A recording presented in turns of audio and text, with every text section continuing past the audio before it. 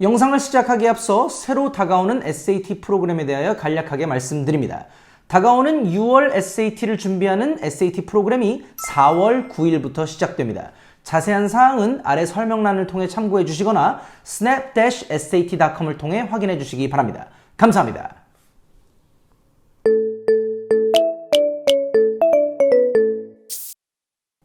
여러분 안녕하십니까? 신박 김선생입니다. 제가 새로운 학생을 맡을 때 가장 중요시하는 기준점이 무엇인지 아십니까? 본인 스스로라는 개념입니다. 제가 가르치는 수업을 듣던 저와 컬리지 컨설팅을 하게 되던 학부모님의 의지와는 별개로 본인 스스로 하겠다는 마음이 있는 친구들을 기준으로 학생들을 선별하여 지도하는 걸 굉장히 중요시 생각합니다. 이유는 너무 당연한 이야기겠지만 제가 아무리 편한 형, 오빠처럼 해준다 한들 아무리 열심히 공부해서 이 친구를 봐준다 한들 결국 가서는 이 친구의 SAT를 대신 쳐줄 수도 없고 이 친구의 대학 에세이를 대신 써줄 수도 없기 때문입니다.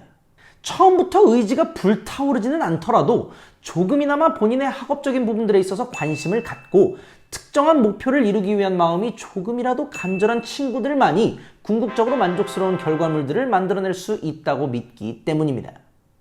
해서 이번 영상에서는 어떻게 하면 우리 자녀들을 좀 더 체계적으로 지도해 줄 수 있는지 그 안건에 대하여 말씀드려 보도록 하겠습니다. 여러분, 학생들이 왜 공부하기를 싫어하는지 아십니까? 단순히 귀찮아서 혹은 책상에 앉아있는 게 싫어서 이렇게 생각하실 수도 있는데 사실 그것보다 훨씬 더 과학적인 이유가 있습니다. 아주 간단하게 설명드릴 수 있는데 즉각적인 보상이 없기 때문입니다. 책 좀 읽으라고 책상에 앉혀놓으면 30분도 버티질 못하는 우리 애가 6시간이고 8시간이고 줄곧 책상머리에 앉아서 쉬지도 않고 게임은 할 수 있는 이유가 무엇일까요? 저도 게임을 매우 좋아하는 1인으로서 확실하게 말씀드릴 수 있는 부분은 게임은 즉각적인 보상을 계속해서 주기 때문입니다. 게임 한 판을 이기면 레벨이든 등급이든 아이템이든 무언가 보상을 받게 되고 또한 그것과 별개로 친구들과 적팀으로부터서 승리를 하게 되면 그 승리에 대한 감정적인 보상 역시 따르게 됩니다. 하여 계속해서 보상을 받는 시스템으로 구성이 되어 있기 때문에 해도 질리지가 않는 것이지요. 허나 공부는 다릅니다. 오늘 내가 6시간, 8시간 공부한다고 하여 내 머리가 정확히 얼마나 더 좋아졌는지, 이번 주 금요일에 있을 시험에 대비해 내가 원래는 70점 수준이었으나 지금은 정확히 90점 수준으로 올라왔다 등등 제대로 된 지표가 하나도 없습니다. 하여 그저 하염없이 책상에서 많은 시간을 쏟고 코피를 쏟아야 몇 년 후 남들과 차별화된 나의 모습을 볼 수 있는 것이지요. 말씀드리기 외람되오나 제가 이렇게 열심히 제작하는 영상들을 1초도 스킵하지 않으시고 전부 다 시청해 주시는 학부모님들은 과연 몇 분이나 되실까요? 종합적으로 평균을 내보면 매 영상마다 평균 시청 시간이 영상 길이의 50%도 채 되지 않습니다. 우리 어른들도 이렇게 참을성이 없는데 이것을 온갖 게임과 여러 온라인 엔터테인먼트에 둘러싸여 있는 우리 학생들에게 이러한 참을성을 기대하는 것은 결코 쉬운 일이 아니겠지요. 모든 가정이 다 그렇지는 않겠지만 기본적으로 우리가 흔히 볼 수 있는 가정의 시스템은 이렇게 구축되어 있습니다.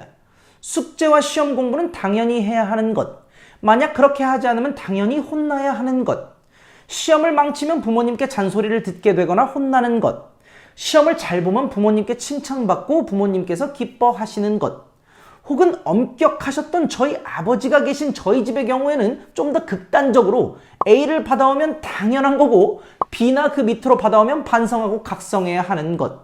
이러니 학생들이 이 공부를 안 하는 것입니다. 잘해도 정확하게 보상 시스템이 구축되어 있지 않고 못해도 몇 마디 들으면 그만이기 때문이지요. 헌데 만약 결과에 따른 정확한 보상 및 벌칙이 주어진다면요, 그때는 이야기가 다를 것입니다. 너무나 뻔한 예를 들어 학생이 챕터 시험을 몇 점 이상 받으면 $30, 중간고사나 기말고사처럼 큰 시험을 몇 점 이상 받으면 $50, 시험을 3개 연속으로 A를 받으면 보너스 $20. 헌데 만약 반대로 그 시험들을 망치면 보상의 1.5배를 부모님께 돌려줘야 하고 성적표에 C가 하나라도 나올 경우에는 학기 도중 받았던 모든 보상을 뱉어내야 한다면요, 생각하고 싶지 않아도 그 보상 시스템이 학기 내내 머릿속에서 맴돌게 될 것입니다. 제가 이런 안을 내면 간혹 이렇게 말씀 주시는 학부모님들이 계십니다. 저희 애는 욕심도 없고 별로 갖고 싶은 것도 없어서 그게 잘 안 통해요. 잘 한번 생각해 보시기 바랍니다. 기본적으로 그러한 멘탈을 갖고 있는 친구들은 매일 반복되는 삶에 부족함이 없습니다. 컴퓨터도 그대로 자기 방에 있고 원하면 대놓고든 몰래든 언제든지 할 수 있고 밖에 나가지 않더라도 사이버상에서 충분한 즐거움을 누리며 매일을 살아갈 수 있습니다. 그렇다면 내일 당장 없어졌을 때 그 친구가 가장 아쉬워할 만한 요소를 제일 1순위로 보상 시스템에 포함시키셔야 하겠지요. 간단한 금전적인 예로 보상 시스템을 말씀드렸으나 사실상 잘 생각해 보시면 자녀분들이 정말로 좋아하고 원하는 게 무엇인지 아실 수 있으실 것이고 그것들을 레버리지로 잘 이용하시는 것이 결국 핵심 포인트입니다. 제가 어렸을 때 저는 그 누구보다도 많이 맞고 자랐습니다. 근데 저는 단 한 번도 아버지의 손으로 맞아본 적이 없습니다. 매번 혼이 날 때마다 아버지께서 갖고 계신 목검으로 나이 곱하기 2배로 맞았습니다. 정확한 처벌의 시스템이었죠. 하여 아프고 울긴 했어도 어느 순간부터는 처벌을 받을 때마다 아버지도 저도 감정이란 건 없었습니다. 단순한 처벌에 불과했죠. 이처럼 감정이 개입되지 않는 정확한 보상 및 처벌 시스템을 구축하신다면 게임을 하는 것처럼 자녀분들이 좀 더 체계적인 일상생활을 할 수 있을 거라 생각합니다. 조금이나마 도움이 되셨길 바라며 오늘도 시청해주셔서 감사합니다.